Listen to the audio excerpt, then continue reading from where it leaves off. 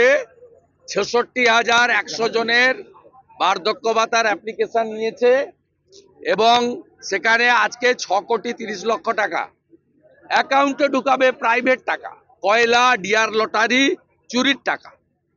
এভাবে হতে পারে না, এর বিরুদ্ধে ব্যবস্থা নেওয়া দরকার।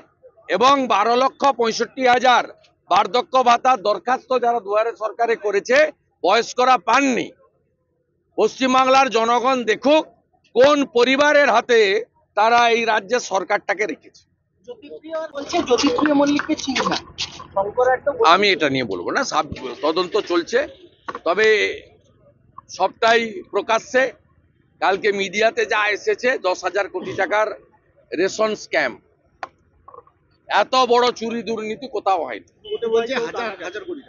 দুবাইতে সবার কানেকশন, ভাইপোর কানেকশন দুবাইতে, পিসি যখন বিদেশে যায় তখন দুবাই হয়ে যায়, আবার দুবাইতে আসে।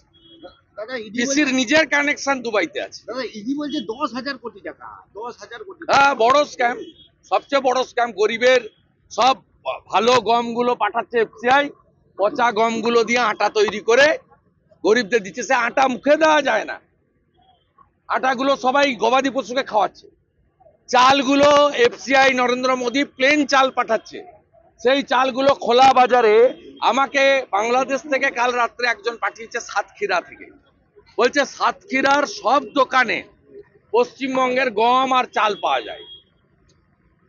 এই শাহজাহানরা, বাকিবুর রহমানরা পশ্চিমবঙ্গের লোককে পচা আটা আর কাঁকরযুক্ত পচা পোকা চাল দিচ্ছে। ভালো চাল FCI, food corporation India, Narendra মোদীজির চাল সব পাঠিয়ে দিচ্ছে বাংলাদেশে পাচার করে। সাতক্ষীরাতে আমি দায়িত্ব নিয়ে বলছি, পাশেই তো, 70% দোকানে গম আর চাল পশ্চিমবঙ্গের আপনি পাবেন গেলে। এরা যে অন্যায় করেছে, এই সাধারণ লোক, গ্রামের মানুষ, এদের অভিশাপে ধ্বংস হবে, সেই দিনের অপেক্ষায় পশ্চিমবাংলা। আর শাহজাহান যেখানে ঢুকে পড়ো না কেন তুমি, তোমার পরিণতি যা হবে সবাই জেনে গেছে। আরো কি হেভিওয়েট এর মধ্যে জড়িত আছে মনে হয়? মমতা ব্যানার্জি নিজে জড়িত। ওই চোরের পান্ডাকে যেদিন ধরবে সেদিন বাংলা